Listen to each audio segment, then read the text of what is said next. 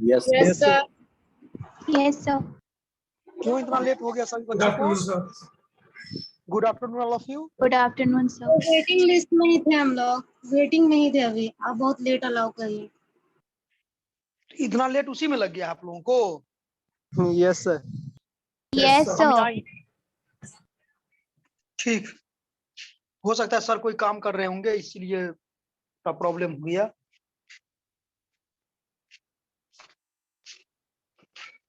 So yes, आज का topic हम लोग का आई थिंक ये diminishing balance method previous class में जो बताए थे वो समझ में, उसमें से किसी बच्चे को कोई क्वेश्चन पूछना है?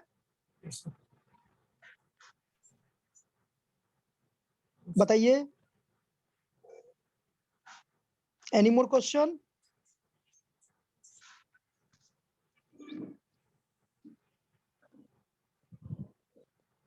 किसी बच्चे को कैमरा ऑन कीजिए, सभी बच्चे कैमरा ऑन कीजिए।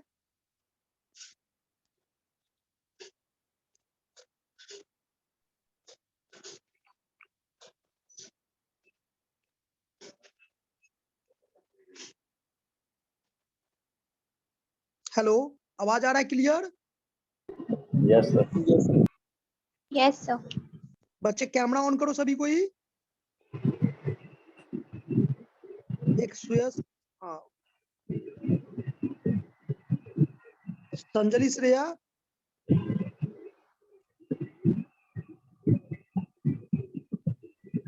Yes sir. कितना नंबर क्वेश्चन तक आप बनाई हैं?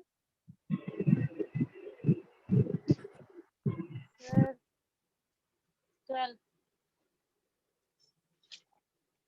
12 नंबर तक डिमिनिशिंग बैलेंस मेथड का क्वेश्चन बना लिए हो आप लोग? Yes sir. ओके, तो आज का टॉपिक हम लोग का है provision for depreciation. Sir diminishing balance method में फॉर्मूला यूज करेंगे क्या, अंडर रूट वाला S by C? नहीं नहीं, उसको वो मत कीजिए आप, वो तो एक बार ही निकालने के लिए था, वो उसको छोड़ दीजिए। वो जो कांस्टेंट वाला नहीं होता है, जो 3 साल, 4 साल, 5 साल जो WDV हम लोग फाइंड आउट करते हैं, उसमें आपको ईच एंड एवरी ईयर का WDV फाइंड आउट नहीं होगा। Okay sir. ठीक है, तो वो फॉर्मूला नहीं यूज कीजिए, ये वाला फॉर्मूला यूज कीजिए, ये बेटर रहेगा। तो कौन सा क्वेश्चन बता दें आज आप लोगों को, बताइए। एक तो प्रोविजन फॉर डेप्रिसिएशन का टॉपिक है, आप उसको भी बना सकती हो, प्रोविजन से रिलेटेड जो भी क्वेश्चन है, और नहीं तो सिंपल में आपका ये दोनों हो ही गया है। प्रीवियस क्लास में जो क्वेश्चन लिखवाए थे उसको बनाइए आप लोग, 225 वाला याद है?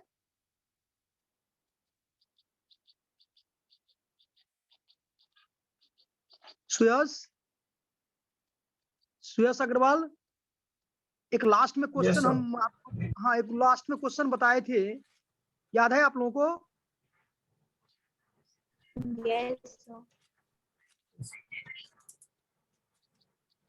चलिए, एक डिमिनिशिंग का क्वेश्चन हम लोग लेते हैं क्या, कि प्रोविजन का डायरेक्ट बता दे, प्रोविजन फॉर डेप्रिसिएशन, डिमिनिशिंग और फिक्स इंस्टॉलमेंट मेथड दोनों नहीं, जैसे कहिए आप लोग। अगर आप लोगों को डिमिनिशिंग बैलेंस मेथड से अगर समझ में आ गया तब उसको छोड़ क्रॉस कर जाएंगे, आगे प्रोविजन फॉर डेप्रिसिएशन का टॉपिक है उसको बता देंगे, या एसेट्स डिस्पोजल के बारे में भी। 2 पॉइंट यहाँ पर समझना है। Yes sir, disposal account. Yes, sir. Provision बता दीजिए। जैसे ही प्रोविजन बताएंगे उसी में आपका डिस्पोजल ही बता देंगे। चलिए, टॉपिक लिखिए, प्रोविजन फॉर डेप्रिसिएशन।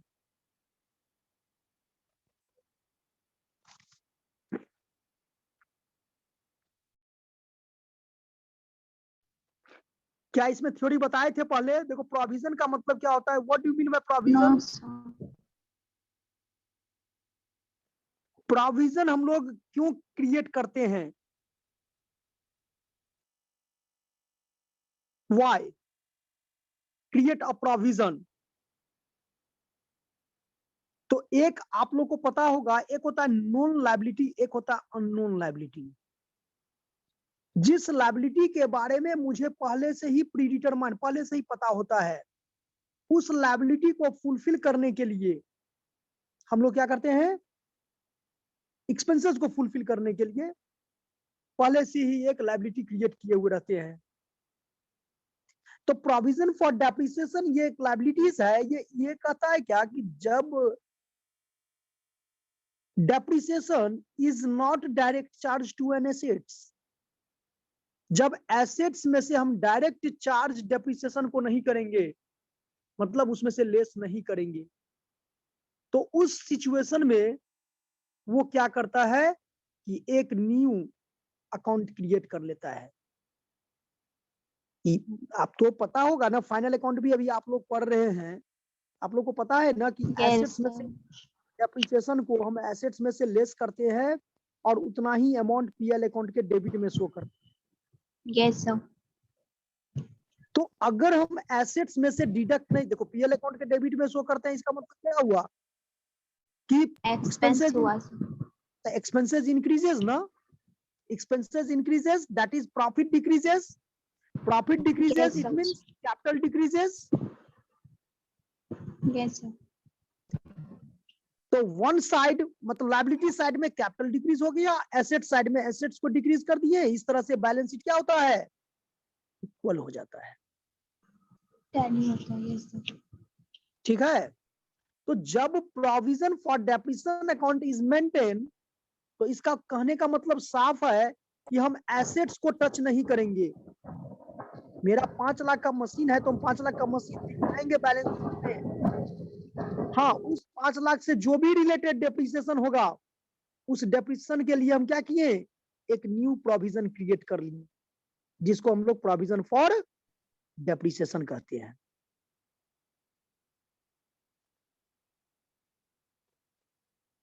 ठीक है, अब इसका क्या होता है कि प्रोविजन फॉर डेप्रिसिएशन क्रिएट कर लिए, चलिए भाई एक तो समझ में आ गया कि एसेट्स को डिक्रीज नहीं करेंगे, हम एक लायबिलिटी क्रिएट कर लिए, और वो प्रोसीजर सेम है, it is debited to the profit and loss account, depreciation account is debited to the profit and loss account, उसमें कोई चेंजेस नहीं करना है। वो जब हम डेप्रिसिएशन को एसेट्स में से डिक्रीज करते थे एसेट्स को, तब भी करना था, और जब प्रोविजन मेंटेन किए तब भी करना है।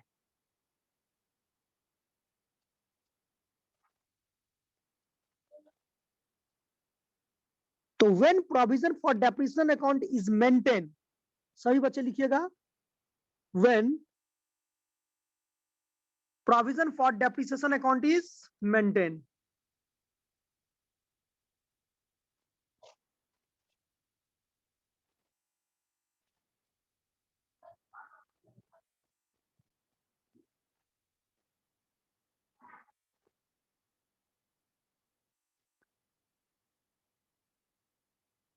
when provision for depreciation account is maintained. तो जब provision for depreciation account maintain करेंगे बच्चे, अब इसमें दो कंडीशन है। फर्स्ट कंडीशन है when assets disposal account is not open, और when assets disposal account is open. ये पॉइंट आ रहा है समझ में? yes when sir, assets disposal account is open, देखो एसेट्स डिस्पोजल क्या हुआ, सिंपल मीनिंग इसका है कि जो भी पर्टिकुलर एसेट्स को सोल्ड करते हैं, उस एसेट्स को, जिस पर्टिकुलर एसेट्स को सोल्ड करने के लिए एक सेपरेट लेजर मेंटेन करते हैं, जिस सेपरेट लेजर को हम लोग क्या कहते हैं, एसेट्स डिस्पोजल। डिस्पोजल मतलब कंप्लीट करना, सेल करना, सिर्फ उस अकाउंटिंग ईयर का, जिस अकाउंटिंग ईयर में हम एसेट्स को सोल्ड करते हैं।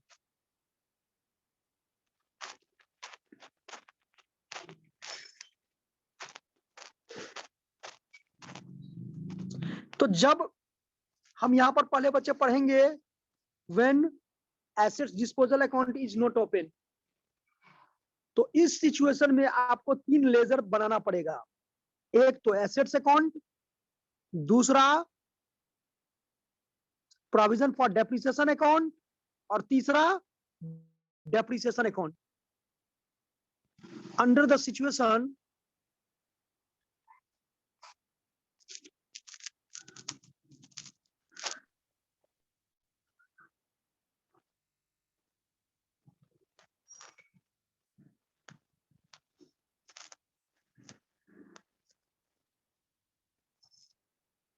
बच्चे क्वेश्चन लिखिए। A company purchase a machinery, a company purchased a machinery for rupees 50,000. Sir under the situation क्या बोले? There are three basic ledger. Yeah, there are three accounts are open.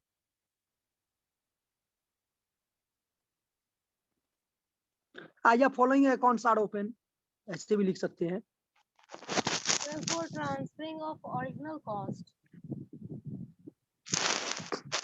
नहीं, जब आपको provision for depreciation account maintain करते हैं तो उसमें दो कंडीशन आता है। कंडीशन ए में when assets disposal account is not open, हम एसेट डिस्पोजल ओपन नहीं करेंगे। तो इस सिचुएशन में आपको 3 लेजर बनाना पड़ता है। हो सकता है क्वेश्चन में सिर्फ आपको 2 ही लेजर कहे, हो सकता है क्वेश्चन में सिर्फ 1 ही लेजर कहे, या हो सकता है क्वेश्चन में सिर्फ जर्नल एंट्री ही कहे पास करने के लिए। ये क्वेश्चन के पैटर्न के ऊपर में डिपेंड करता है। तो फर्स्ट लिखिए एसेट्स अकाउंट, सेकंड लिखिए provision for depreciation account,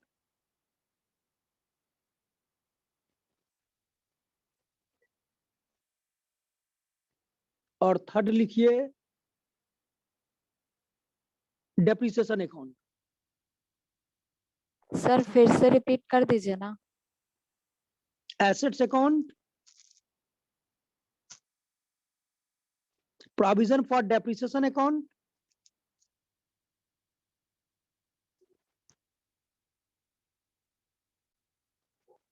assets disposal account, नहीं एसेट डिस्पोजल कहते हैं, डेप्रिसिएशन अकाउंट।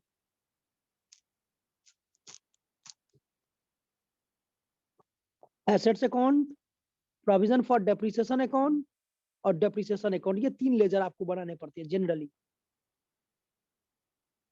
नेसेसरी लेजर में Yes, sir. Provision for taxation and doubtful debts. ये सब नहीं है sir. नहीं, प्रोविजन फॉर डाउटफुल डेट्स नहीं, प्रोविजन फॉर डेप्रिसिएशन।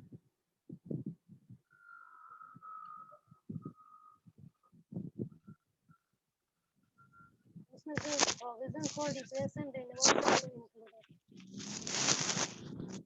फर्स्ट बोले एसेट्स अकाउंट, सेकंड बोले प्रोविजन फॉर डेप्रिसिएशन अकाउंट, और थर्ड बोले है क्या depreciation account. In case of assets disposal account is not open.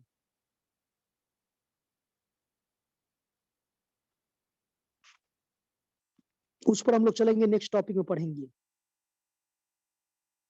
लिखिए एक क्वेश्चन लिखिए तो बच्चे सभी कोई बच्चे एक क्वेश्चन लिखिए। A company purchased a machinery for rupees 50,000 on 1st October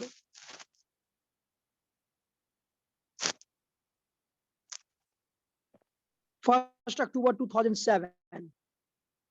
sir purchased a machinery,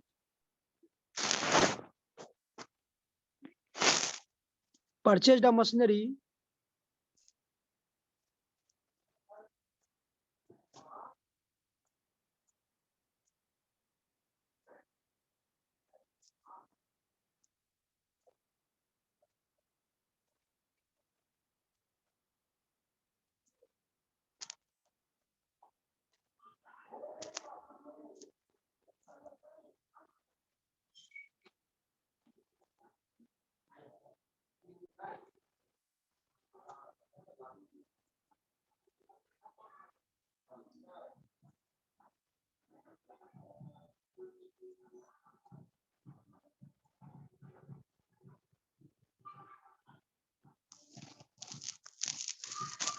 क्या बताएं, क्या लिखवाए हैं?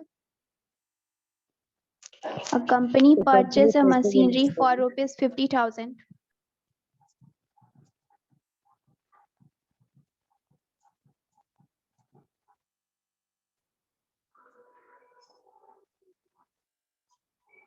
एक मिनट बच्चे बता रहे हैं। हाँ मिल गया। On 1st October 2007. On 1st October 2007. Another machinery costing rupees 10,000. Another machinery costing rupees 10,000 was purchased on 1st December 2008.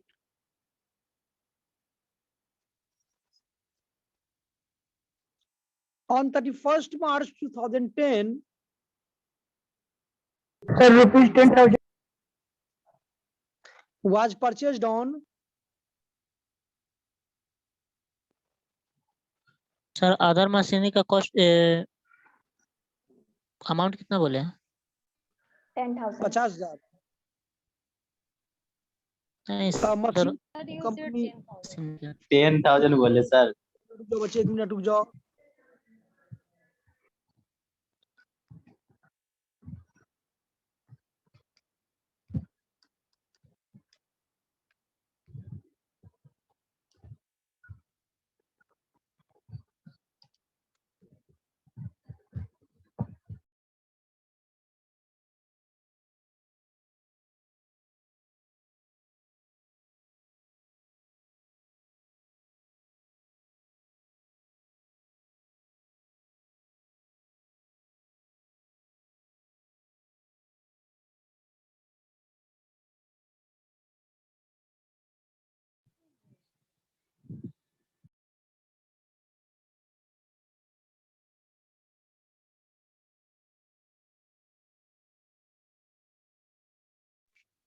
Hello,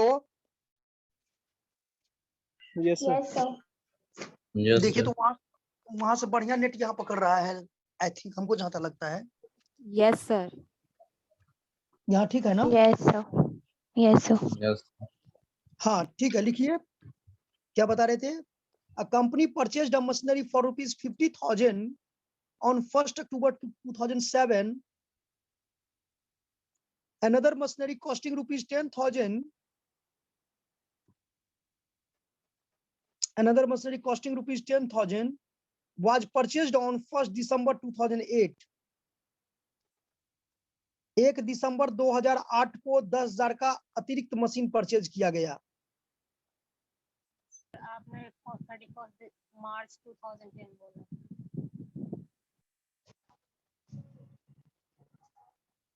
मार्च कहां से बोल दिए जी?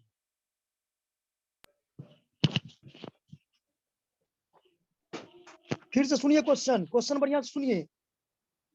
A company purchased a machinery for rupees 50,000 on 1st October 2007. फिर उसके बाद फुल स्टॉप के बाद another machinery costing rupees 10,000 was purchased on 1st December 2008. Yes, sir. फिर आगे लिखिए on 31st March 2010. On 31st March 2010, the machinery purchased in 2007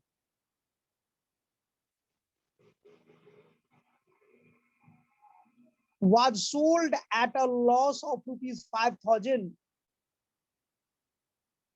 Was sold at a loss of rupees 5,000.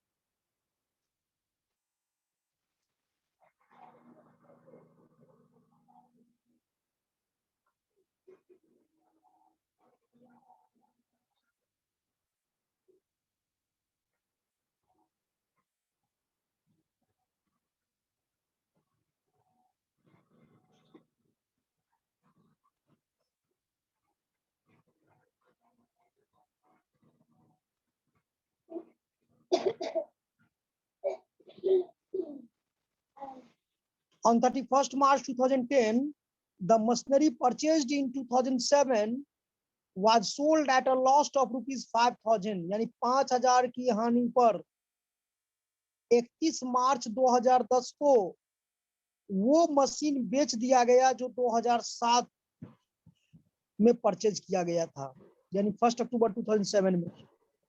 Yes, sir. The company charges depreciation at the rate of 10% per annum on original cost method. Sir, company charges Depreciation at the rate of 10% per annum on original cost method.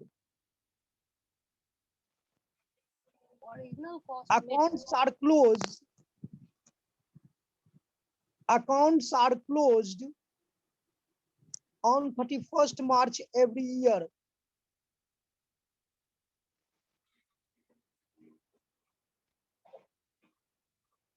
Prepared. Sir closed के बाद क्या बोले थे? Accounts are closed on 31st March every year.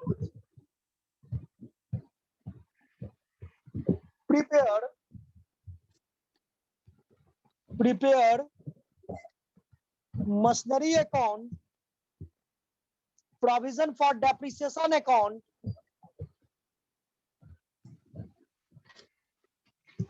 for 3 years.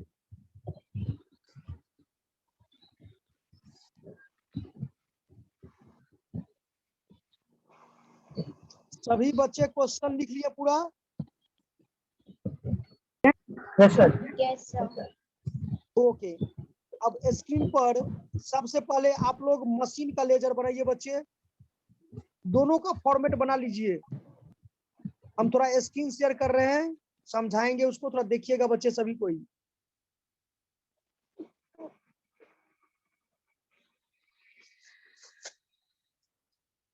Line खींच लिए?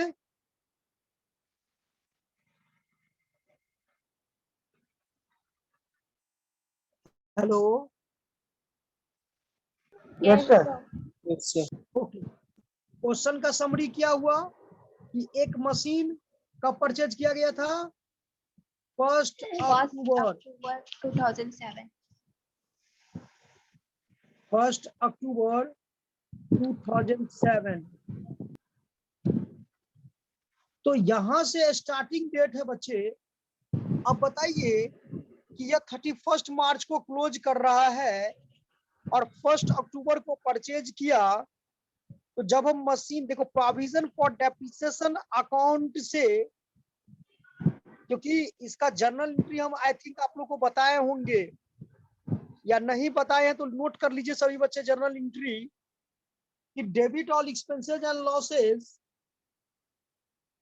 तो depreciation account देखो, depreciation charge करने के लिए क्या एंट्री हो जाएगा बच्चे? Depreciation account debit to machinery account. To क्या लिखेंगे? To machinery account. नहीं बच्चे, मशीनरी कैसे हो जाएगा? तब वो डिडक्ट हो गया मशीन। depreciation account. टू हो जाएगा provision for depreciation. Provision for depreciation account, ये हो गया first entry. For depreciation charge on assets, second entry लिखिए। प्रॉफिट क्लोज करने के लिए तो क्या हो जाएगा? Profit and loss account DR. बहुत सारे राइटर इसको स्टेटमेंट ऑफ पीएल भी लिखता है। Yes, हाँ या sir. ना? जो बच्चे सीबीएसई से आए होंगे वो देखे होंगे सीबीएसई के बुक में कि पीएल अकाउंट ना लिख करके वहां पर क्या लिखता है? Statement of PL. तो इसमें कंफ्यूज नहीं होना है। For depreciation account is closed, तो किससे क्लोज करेंगे? Statement of PL account DR. Account debit to depreciation account. Yes, दो एंट्री तो सभी बच्चे को स्टार्टिंग में भी हम बताए थे अकाउंटिंग ट्रीटमेंट में, तो उसमें भी बताए हुए थे। हाँ, एक एंट्री आपको यहाँ पर लिखिएगा बच्चे, इसके लिए बहुत जरूरी है। For amount of depreciation, for amount of depreciation is transferred from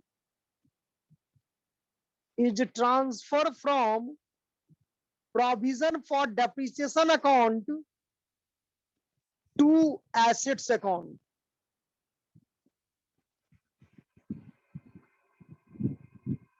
यानी जो एसेट्स को ट्रांसफर आप फ्रॉम क्या बोले? Transfer from provision for depreciation account to assets account. अब यहां पर कंडीशन ये समझना है कि एसेट्स डिस्पोजल ओपन कर रहे हैं कि नहीं ओपन कर रहे हैं। अगर एसेट्स डिस्पोजल अकाउंट ओपन नहीं करेंगे बच्चे तो एसेट्स अकाउंट में जाएगा प्रोविजन फॉर डेप्रिसिएशन से, तो एंट्री होगा provision for depreciation account D R to assets account to asset disposal account ना सर। हाँ, तो एसेट्स डिस्पोजल कब होगा? जब ओपन करेंगे तब ना। यहां तो हम ओपन नहीं कर रहे हैं, तो यहां पर हम लिखेंगे सिर्फ एसेट्स अकाउंट। हाँ, जब ओपन करेंगे तो एसेट्स डिस्पोजल हो जाएगा।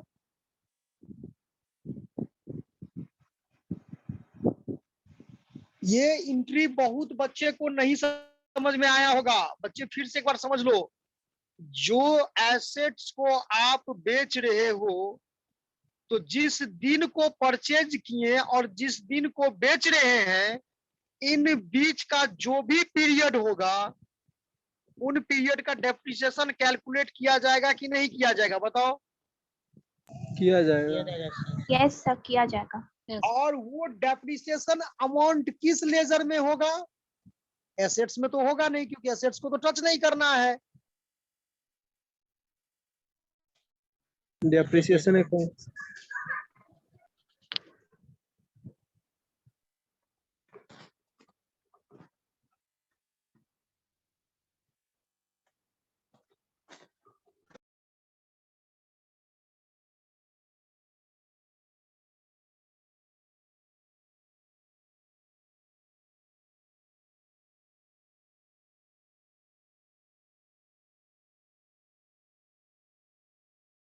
Sir for recording sale proceeds का क्या होगा? Transaction sir, journal entry.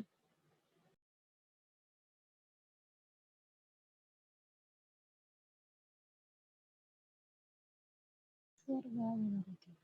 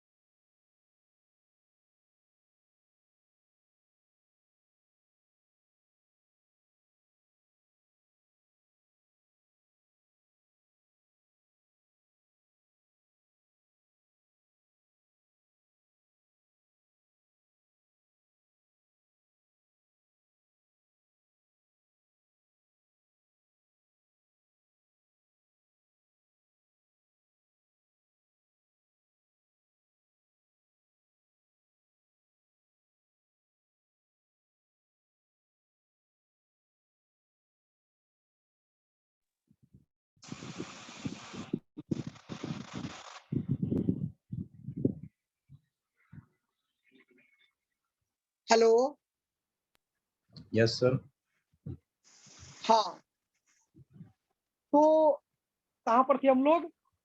Provision for depreciation account से डेप्रिसिएशन जो ट्रांसफर करते थे, इस टॉपिक पर हम लोग डिस्कशन कर रहे थे। तो बच्चे यहाँ पर हम लोग को क्या समझना है कि जब अमाउंट ऑफ डेप्रिसिएशन हम लोग जिस एसेट्स को बेच रहे हैं, उस पर्टिकुलर एसेट्स पर कितना डेप्रिसिएशन चार्ज किया गया, उन सभी को जोड़ करके हम किसमें ट्रांसफर करते हैं?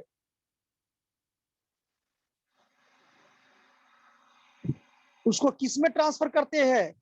प्रोविजन फॉर डेप्रिसिएशन अकाउंट से डेप्रिसिएशन अकाउंट में। चलिए अब इसको सॉल्व करें हम लोग। Yes hello. Yes sir. दो ही चीज समझना है, एक तो 50,000 का मशीन था, जो 1 अक्टूबर 2007 को परचेज किया गया था, और एक अनदर था 10,000 का। ठीक है, 2 ही मशीन है ना।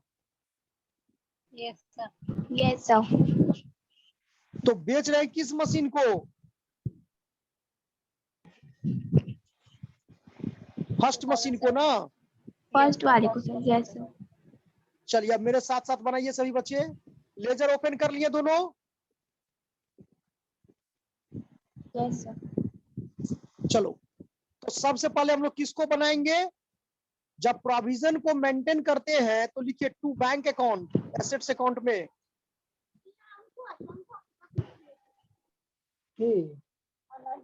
तो एसेट बाय बैंक परचेज किया गया है, बाय कैश नहीं है।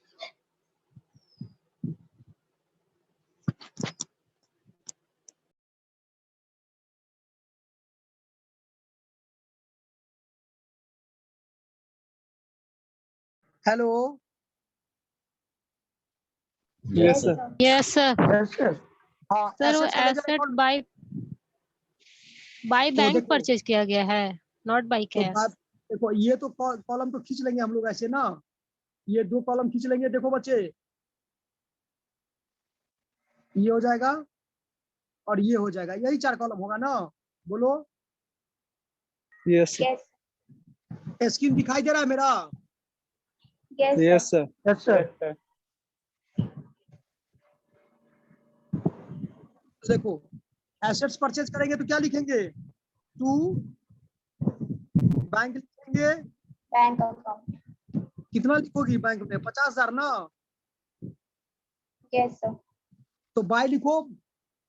अच्छा, ये 2 कब हुआ, किस डेट में? क्वेश्चन में मेंशन नहीं है बाय बैंक। 2007, 1st October. 1 अक्टूबर 2007 हुआ। Yes, तो sir. इसका क्लोजिंग कीजिए 31 मार्च 2008 को। और बच्चे अनदर मशीन जो परचेज कर रहे हैं, देखो अनदर मशीन जो परचेज कर रहे हैं वो कब परचेज कर रहे हैं? 1st December 2008. For December 2008। तो इसका मतलब है 31 मार्च 2008 को क्लोज कर देंगे, कुछ भी नहीं होगा। दूसरा एसेट्स नहीं होगा उस डेट में जी कोई, नहीं। एक ही एसेट्स ना है। Yes, sir. तो लिखो बाय बैलेंस सीडी 31 मार्च 2008 को।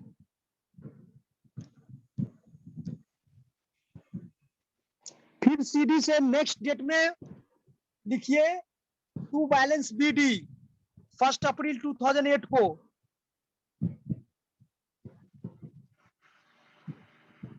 सीडी से बीडी कर दिए 50,000। Sir, 47,500 होगा ना? 47,000 Sir, हम depreciation. एप्रिसिएशन सर लगेगा। डेप्रिसिएशन क्यों लगेगा Sorry, उसमें? sir. Yes, sir. नहीं लगेगा। उसमें- Yes, sir. जब प्रोविजन मेंटेन कर रहे हैं तो डेप्रिसिएशन जाएगा प्रोविजन अकाउंट में, इसमें नहीं आएगा। Yes, sir. यहाँ पर अब सीडीबीडी करते जाइए। 1 अप्रैल 2008 को कीजिए टू बैलेंस बीडी 50,000 और उसी में लिखिए 2008 दिसंबर में ही परचेज कर रहे थे ना, 1 दिसंबर को। Yes, sir. 10,000 का